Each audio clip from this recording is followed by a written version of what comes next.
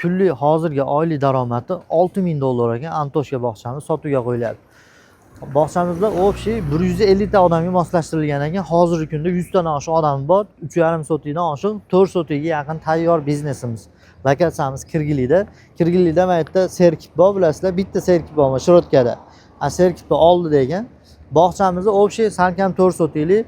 Xo'p, qaranglar, bu tomonda ham mana ko'rinishini ko'rishingiz mumkin. Ichkarilari juda ham chiroyli, holati zo'r. Bag'im bana 2 etajli hisobda. Xonalari juda ham ko'p.